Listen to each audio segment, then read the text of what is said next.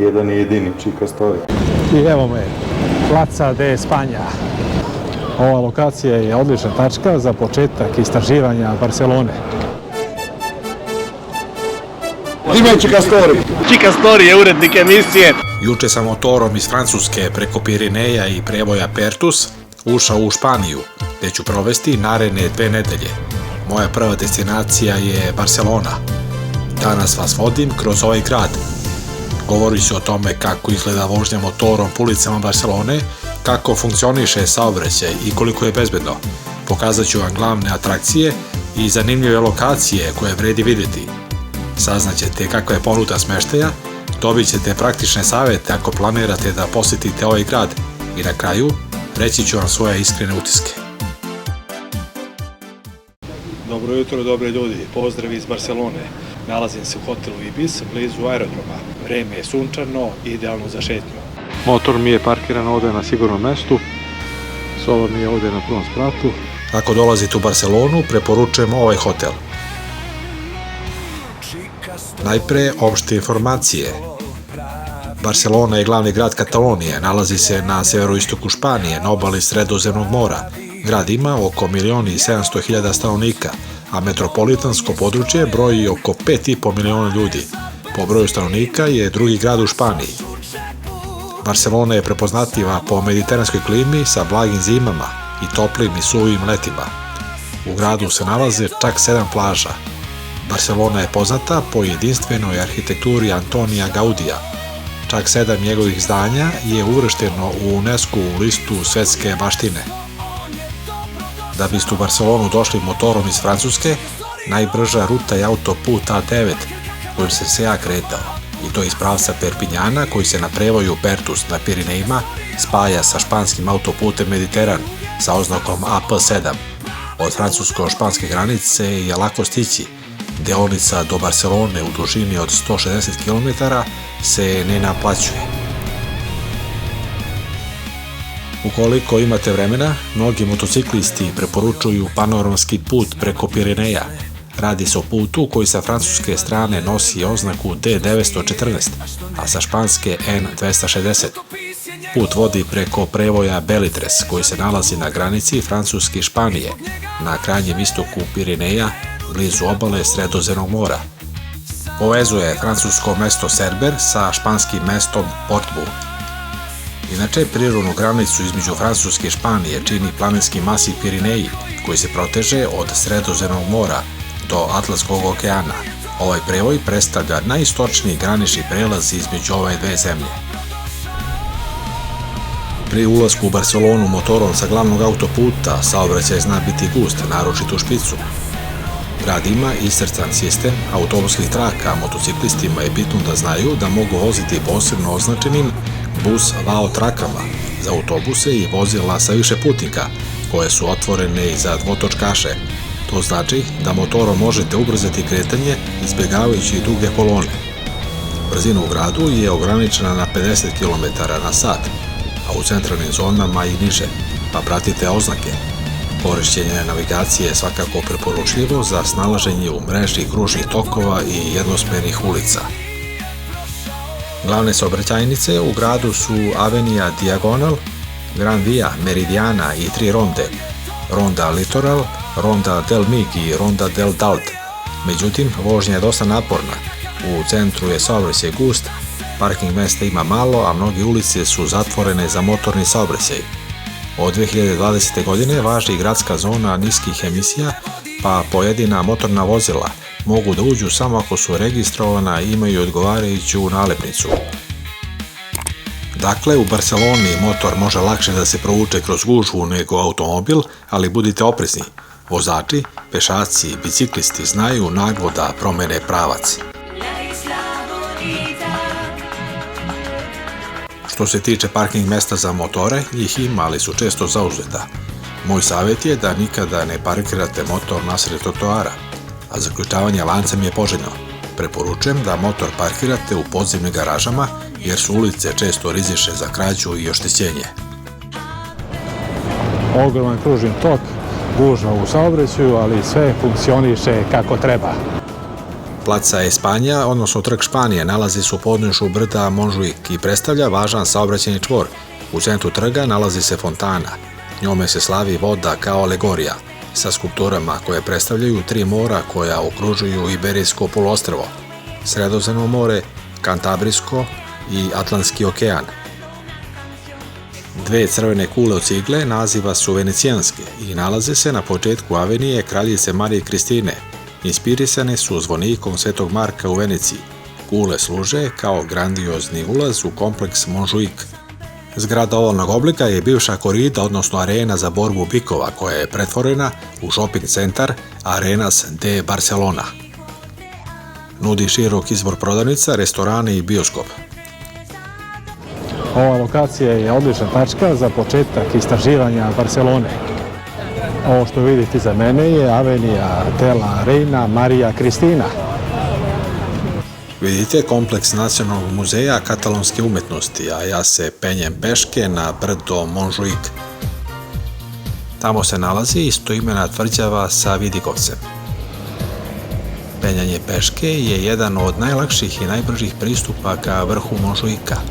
Ujedno je i najisplativiji ako želite panoramu i najvažnije tačke na jednom mestu. Uspon nije težak, ide se preko širokih stepenica i terasastih platoa, a liftovi pokretne trake često rade, pa olakšavaju penjanje. Čim se izađe na plato, ispred muzeja otvara se najbolji panoramski pogled na grad. Sa leve i desne strane vode staze koje nastavljaju uzbrdo ka olimpijskom kompleksu, Palau Santa Jordi, dvorani i botaničkoj bašti. Montjuic je praktičan za obilazak pešice jer je sve povezano uređenim stazama. Nema prevelike gužve čim se odmaknete od muzeja. Montjuic je poznat i po areni za olimpijske igre koje su održane 1992. godine, po prelepim fontanama, muzeju moderne umetnosti i olimpijskim parkovima. Vožnja žičarom na vrh obezbeđuje spektakularan pogled na grad i more.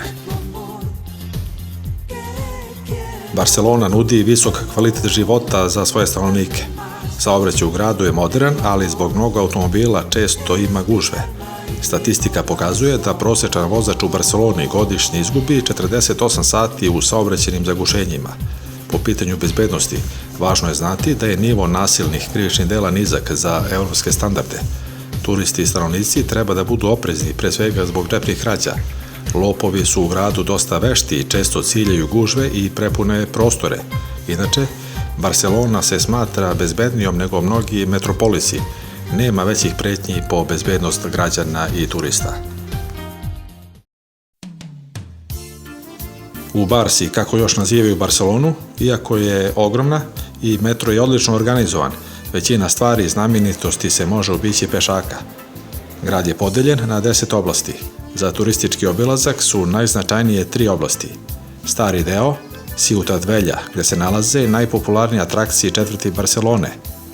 Druga oblast je Eixample, gde su locirane Gaudijeve zgrade zajedno sa Sagrada Familijom, i treća oblast, oblast Gracija, gde se nalazi park Güell. Šetam po gotskom kvartu koji sačinjavaju mreža srednjovekovnih uličica, pijaca i starih trgova i gde se osjeća istorijski duh stare Barcelone. Ovde ima najviše prodavnica sa suvenirima, lokalnih barova i malih marketa. Cene su malo više nego u drugim delovima Barcelone, ali je ponuda ogromna. Ako prvi put dolazite u grad, ovo je deo koji morate da obiđete. Jednostavno, pokazuje pravi karakter Barcelone, onaj pre Gaudija i moderne arhitekture.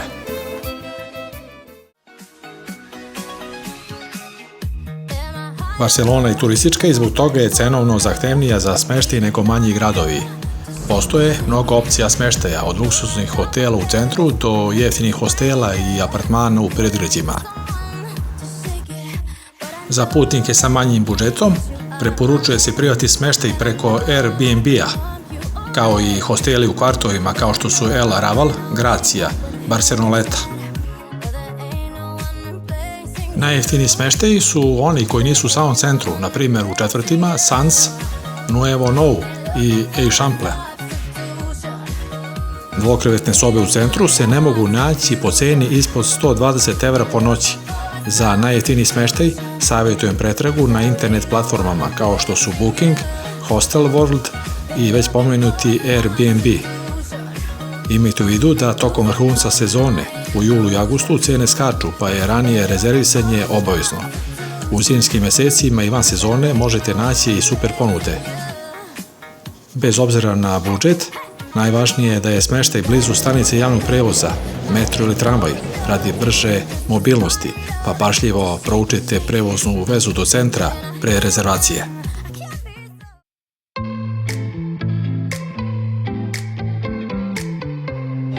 Nalazim se u ulici La Rambla. Ovde su trenutno u toku radovi na renoviranju.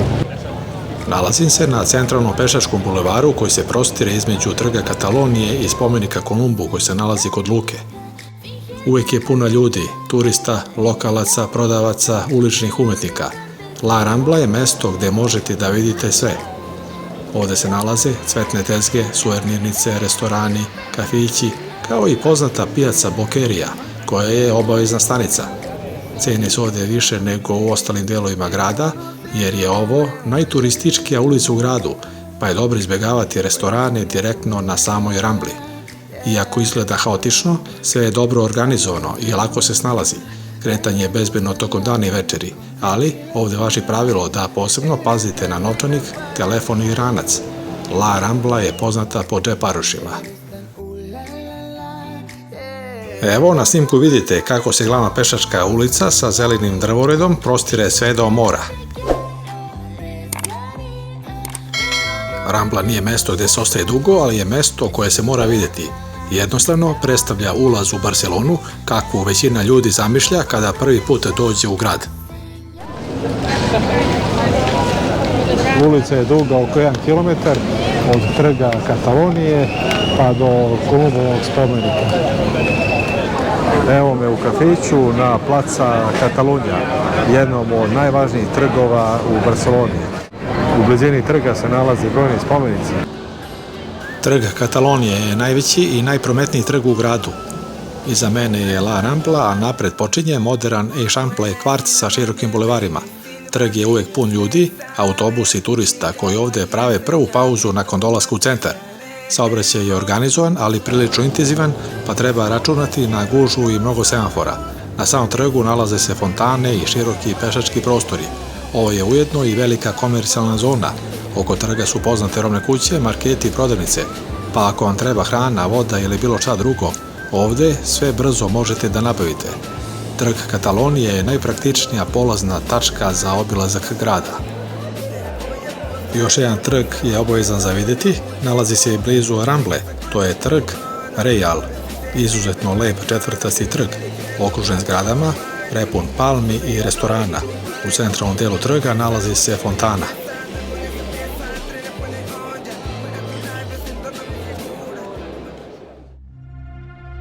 Stižem do Sagrade Familije, najpoznatije građevine u Barceloni i jednog od najpoznatijih hramova na svetu. Ovo je remek delo Antonija Gaudija i projekat koji se gradi više od 140 godina. Kada stanete ispred, odmah je jasno zašto. Detalja ima toliko da svaki put primetite nešto novo.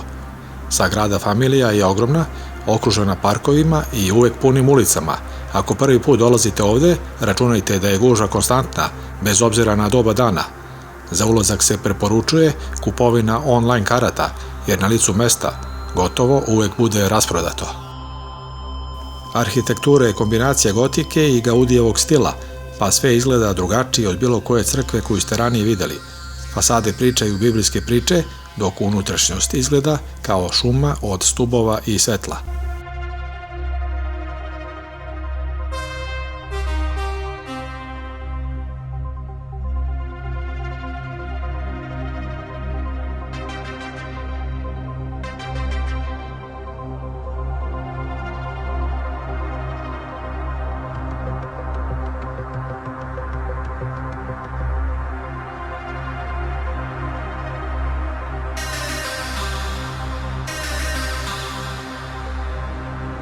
Ovo je jedna od najimpresivnijih tačaka u Barceloni. Čak i ako u grad dođete samo na jedan dan, Sagrada Familija je nešto što ne sme da se preskoči. Ovo je jednostavno simbol Barcelone. Dobrodošli na Camp Nou, stadion fudbalskog kluba Barcelona. Ovo je najveći fudbalski stadion u Evropi. Kapaciteta je 99.354 gledalaca. Trenutno je u toku renoviranje stadiona. Ljubiteljima sporta može biti atrakcija muzej i obilazak Camp Noua, kako bi se upoznali sa istorijom kluba. Ovo je park Güell, veliki park sa lepim zgradama, skulpturama i pločicama. Park je dizajnirao Gaudi u periodu od 1900. do 1914. godine. Park se sastoji iz dva velika dela, dela sa spomenicima i susednog šumskog dela od 8 hektara, koji ujedno predstavlja i jednu od najvećih zelenih površina u Barceloni. Tokom razgledanja grada došao sam i do Trijumfalne kapije, jednog od najprepoznatljivih simbola Barcelone. Ovo nije vojni spomenik kao u Parizu, već kapija izgrađena za svetsku izložbu 1888. godine, kao glavni ulaz u tadašnji izložbeni prostor. Zato je dizajn potpuno drugačiji. Zidana je od crvene cigle i ima mnogo manje agresivan izgled od klasičnih trijumfalnih lukova. Prostor oko kapije je ogroman pešački bulevar, uvek pun ljudi, uličnih umetnika i sportskih aktivnosti. Ovo je popularna tačka za šetnju i vožnju biciklom. Ovo je spomenik Kristoferu Kolumbu, nalazi se na kraju La Rambla ulice i ispred luke. Podignut je 1888. godine, kao podsjetnik na Kolumbov povratak iz Amerike, kada je upravo u Barceloni prvi put izvestio španske vladare o svom putovanju. Statua je visoka 60 metara, a Kolumbo na vrhu pokazuje prema moru. Ispod statue se nalazi kružni tok, pa je zona uvek prometna. Spomenik Kolumbu je dobra tačka da se zaokruži obilazak Barcelone i da se nastavi pravo prema luci i moru, koje većina turista posjeti makar na kratko. Barcelona je grad koji se sastoji iz dva dela, kopnenog i morskog. Morski deo Barcelone odaje drugačiju energiju koja mi je sličnija letovalištu nego velikom gradu. Dakle, od spomenika Kristoferu Kolumbu počinje morski deo Barcelone, poznat kao Port Vell. Ovo je stara gradska luka koja je potpuno renovirana i pretvorena u veliku pešačku zonu sa širokim stazama i palmama. Odmah pored je marina sa jahtama, a onda se stiže i do centra, Mare Magnum. To je deo sa restoranima, kafićima i shopping centrom koji radi svakog dana. Ovde je sve prilagođeno pešacima i biciklistima. Ako ste motorom, parking se može naći uz obalu, ali u sezoni treba malo strpljenja. Nastavljam dalje duž obale i ulazim u moderni deo Barcelone. Kako se približavam plaži, atmosfera postaje opuštenija. Na kraju stižem do gradske plaže Barcelonete, najpoznatije i najdostupnije plaže u Barceloni. Dugačka je, široka i uvek živa. Ovde su restorani, beach barovi, kafići i mesta za sedenje.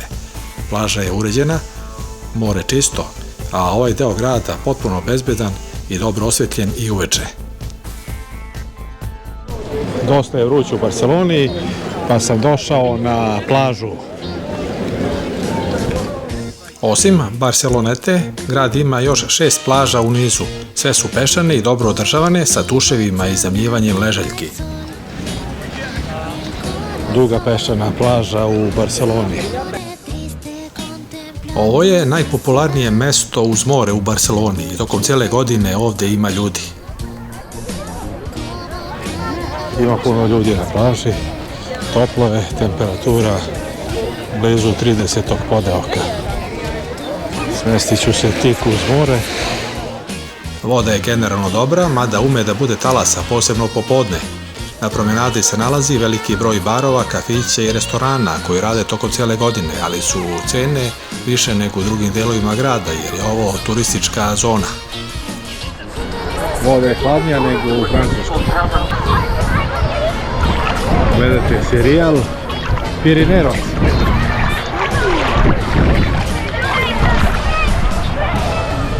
Napuštam plažu, dosta je bilo za danas. Plaže u Barseloni nisu prirodne, već su veštačke i uređene su 1992. godine povodom olimpijskih igara, kada su dovežene velike količine peska da bi se napravila moderna obala. Ovo je luka u Barseloni, spada u red najstarijih luka na Mediteranu, koristi se više od 2000 godina. Treća je najposećenija luka za kruzere na svetu, godišnje kroz luku prođe preko 3 miliona putnika. Barselona ima jedan od najbolje organizovanih sistema javnog prevoza u Evropi. Grad je pokriven metrom, tramvajima i autobusima, a prevoz je tačan, čist i jednostavan za korišćenje, čak i ako prvi put dolazite. Metro je najbrži način da stignete bilo gde. Ima 12 linija koje povezuju sve delove Barselone. Autobusi su dobra opcija u delovima grada gde metro ne prolazi. Čisti su i klimatizovani, a stanice su jasno obeležene. Tramvaji su moderni i tihi i najčešće se koriste u novijim delovima grada. Cena karte 2,65 centi.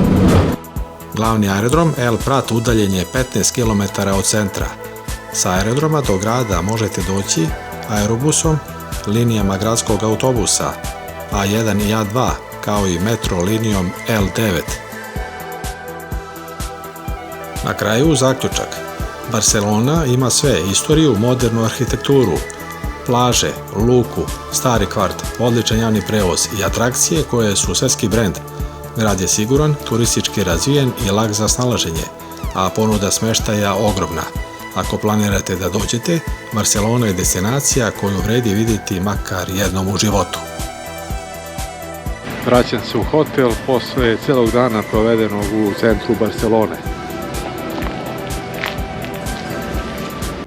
To bi bilo sve za danas, a u narednoj epizodi gledat ćete. Stigao sam u Valenciju, parkirao ovde motor. Moj boravak u Valenciji i dolazak u Benidorm, grad nebodera. Hvala na pažnji i svako dobro. Čikastori. Kad dođe zima, kad su motori parkirani i dođeš kući s posla i nema šta da radiš, ja ne gledam televiziju, ne gledam filmove, ne gledam politiku, vesti, ne mi interesuje me to. Pustim YouTube, pustim Čikastorita i uživam.